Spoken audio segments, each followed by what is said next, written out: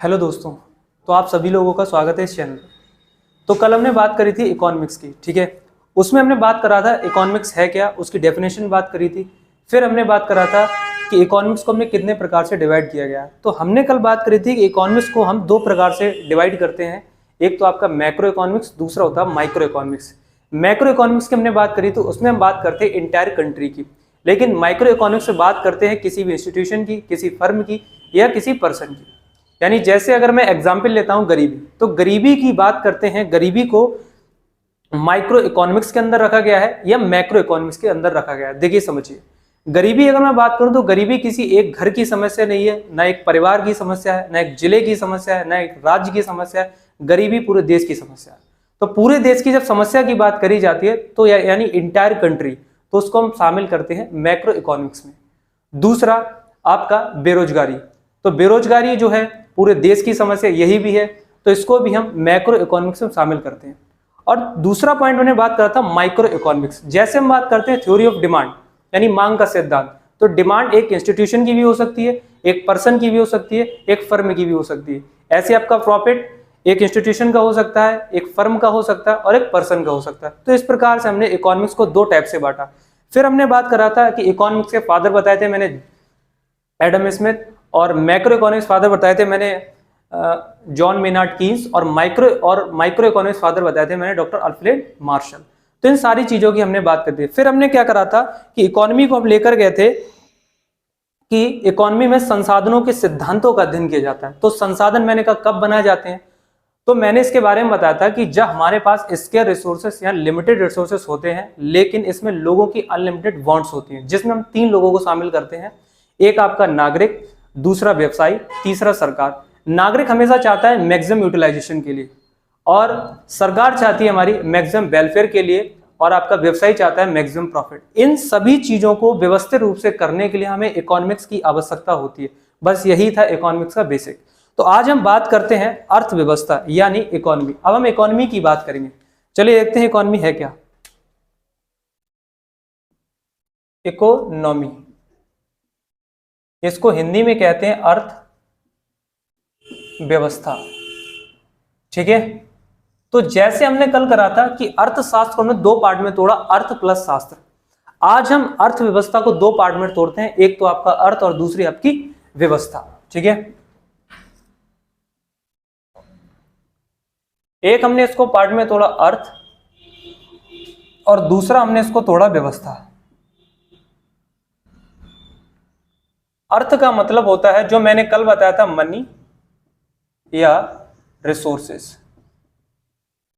ठीक है। Resources means आपका संसाधन, और व्यवस्था का मतलब होता है प्रबंधन, या इसको हम प्रणाली भी कह सकते हैं, यानी सिस्टम या मैनेजमेंट, ठीक है। अब हमें अर्थ को व्यवस्था से कैसे कन्वर्ट करना है, तो इसकी डेफिनेशन समझिए कि एक ऐसा विषय जो संसाधनों के प्रबंधन का अध्ययन कराता है उसको अर्थव्यवस्था कहते हैं। यानी मैंने क्या कहा, एक बार ध्यान से सुनिएगा कि एक ऐसा विषय जो संसाधनों के प्रबंधन का अध्ययन कराता है उसको क्या कहते हैं, अर्थव्यवस्था कहते हैं। यानी संसाधनों के प्रबंधन का मतलब होता है ऑप्टिमम यूटिलाइजेशन ऑफ रिसोर्सेस। क्या होता है, ऑप्टिमम यूटिलाइजेशन ऑफ रिसोर्सेस। देखिए मैंने कहा कि ऐसा विषय जो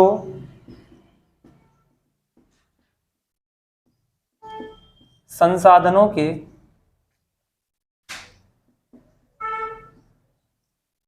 प्रबंधन का अध्ययन करवाता है उसे कहते हैं अर्थव्यवस्था। यानी संसाधन के प्रबंधन का मतलब मैंने बताया था ऑप्टिमम यूटिलाइजेशन ऑफ रिसोर्सेस, ठीक है। Optimum utilisation of resources. मैंने आपको एक बताया था कल अपने भारत देश के बारे में, बताते कि हमारे देश की पॉपुलेशन इस समय है वर्ल्ड में जो फर्स्ट स्थान है, यानी प्रथम स्थान है, वो है हमारे इंडिया का। किस मामले में, पॉपुलेशन के मामले में, यानी जनसंख्या के मामले में, ठीक है। मैंने ये बताया था कि हमारे देश की पॉपुलेशन इस समय 142 करोड़ के आसपास है। कितनी है, 142 करोड़ के आसपास है। लेकिन देखा जाए कि हमारे इंडिया के अंदर 142 करोड़ लोगों के लिए रिसोर्सेस मौजूद हैं या नहीं है, इसके बारे में आगे चर्चा करेंगे। यानी अभी हम आगे कंपेयर करेंगे, 3 देश लेकर चलेंगे। यानी एक वर्ल्ड बैंक की रिपोर्ट आती है जिसमें बताया जाता है कि वर्ल्ड की जो टोटल जीडीपी है 95 ट्रिलियन डॉलर, उसमें 3 अर्थव्यवस्था शामिल की गई, जिसमें एक हमारा भारत देश को भी शामिल किया गया। जैसे अगर मैं बात करूं यूएसए की इकोनॉमी है 25.5 ट्रिलियन डॉलर, चाइना की आपकी 22.2 ट्रिलियन डॉलर और हमारे भारत की है 3.8 ट्रिलियन डॉलर। लेकिन यहां से थोड़ा एक डेटा लेते हैं। देखिए, अगर एक तरफ हम यूएसए की बात करते हैं, एक तरफ हम चाइना की बात करते हैं और एक तरफ हम बात करते हैं इंडिया की। आप सभी लोगों को पता है, चलिए पॉपुलेशन के मामले में इसका डेटा देखते हैं। अगर हम यूएसए की पॉपुलेशन की बात करेंगे तो इसकी पॉपुलेशन है 35 करोड़।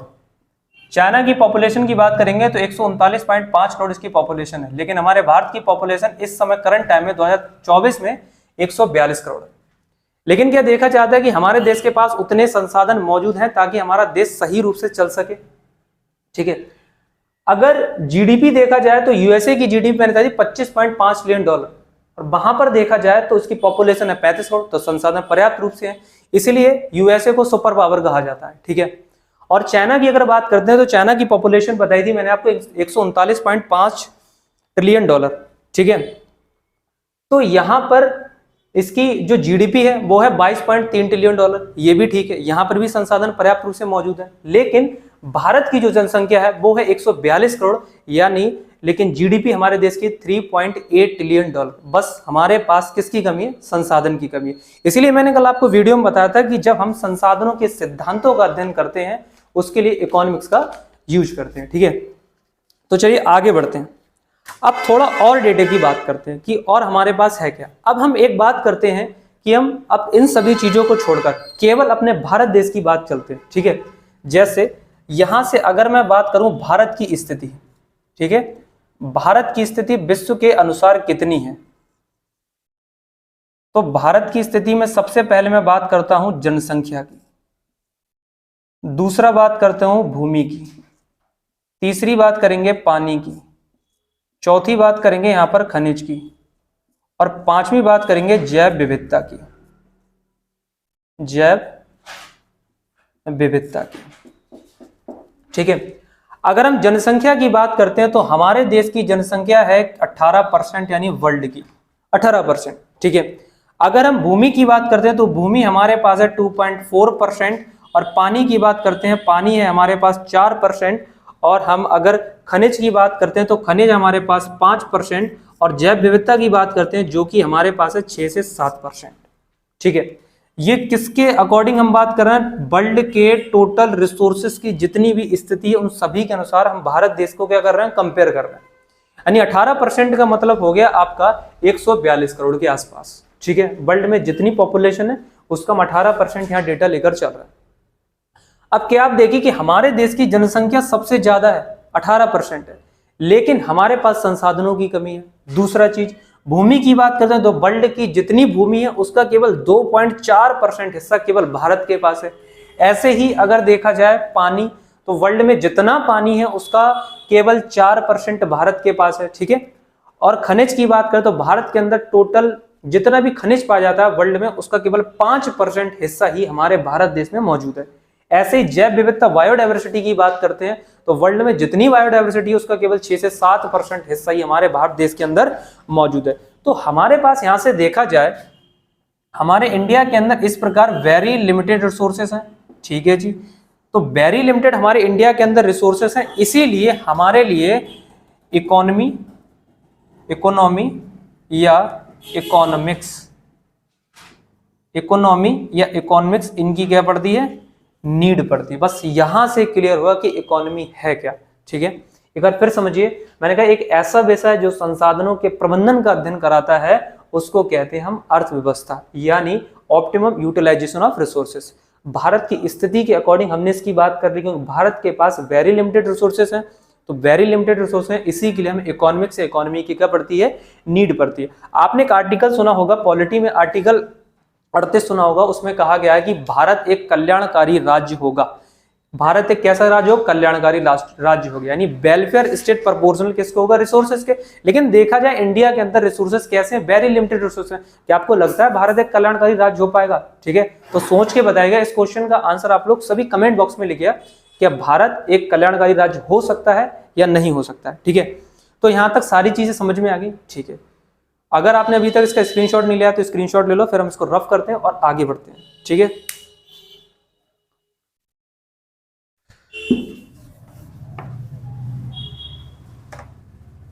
अब हम एक फिगर के थ्रू इकोनॉमी का फिर अर्थ समझते हैं कि आखिरकार इकोनॉमी है क्या। ठीक है,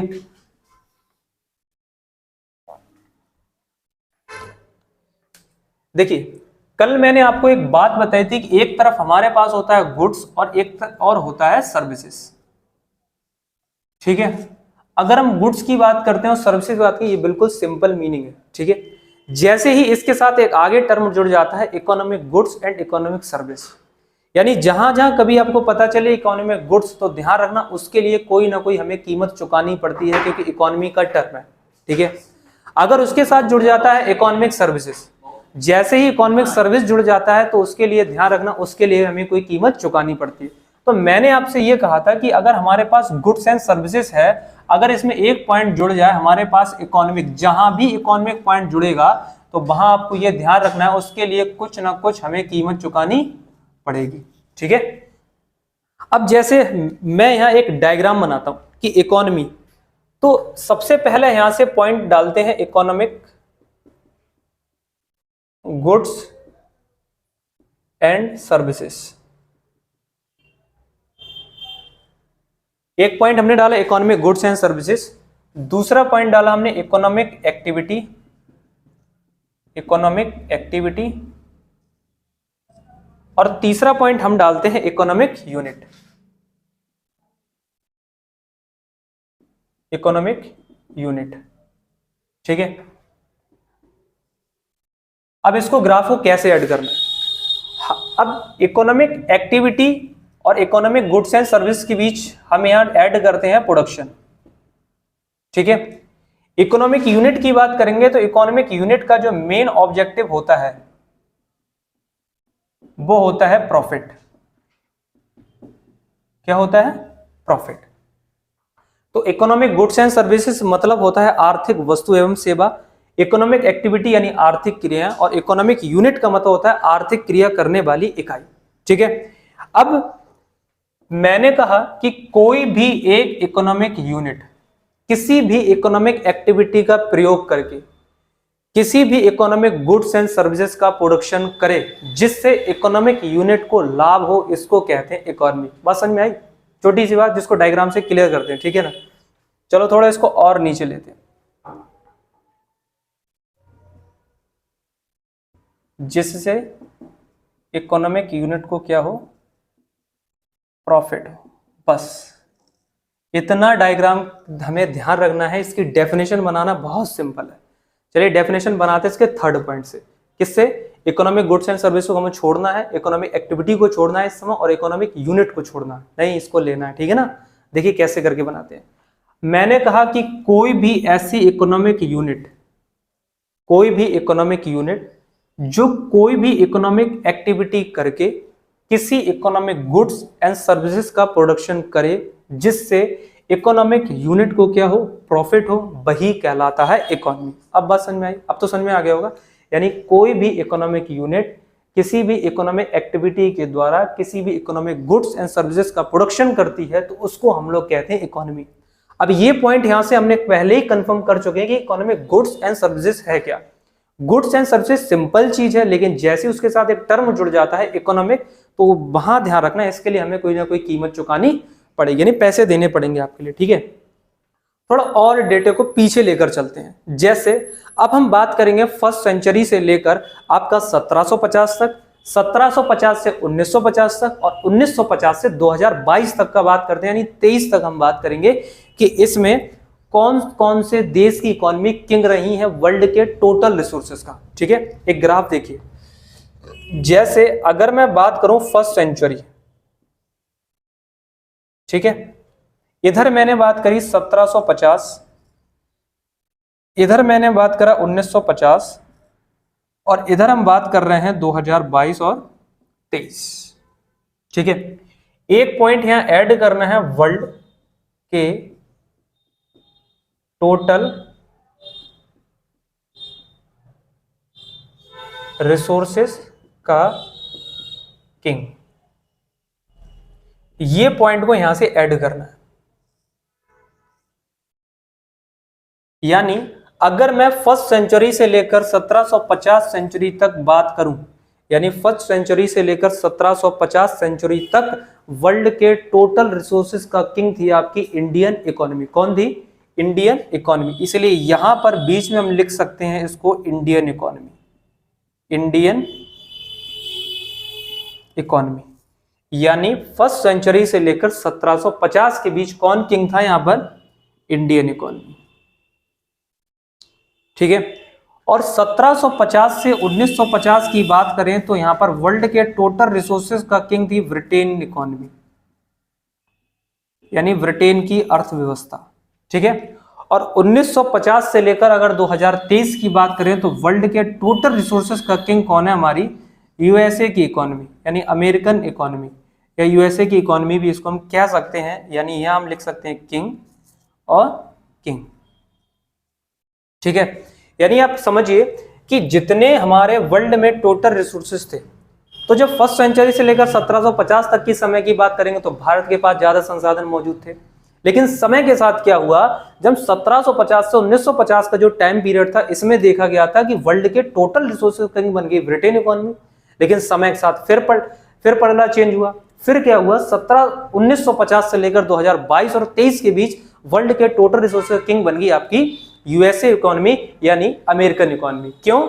मैंने अभी थोड़ा डेटा बताया था आपको कि यूएसए के अंदर पॉपुलेशन केवल 35 करोड़ है, लेकिन वहां की जीडीपी 25.5 ट्रिलियन डॉलर। बस यही फायदा है क्योंकि वहां के लोगों के पास भरपूर मात्रा में संसाधन मौजूद है। ठीक है, इंडिया के अंदर अगर बात करें, गरीब उसको माना जाता है जिसके पास रोजगार ना हो, जिसके पास खाना ना हो। ठीक है, लेकिन अमेरिका के अंदर गरीब उसको माना जाता है जिसके पास कार ना हो। बस इतना अंतर है। ठीक है, तो ये सारी चीजें आपको ध्यान रखनी है कि ये सारी चीजें हैं क्या। ठीक, अब थोड़ा हम और आगे बढ़ते हैं। अगर हम करंट स्टेटस की बात करते हैं, ठीक है, करंट स्टेटस,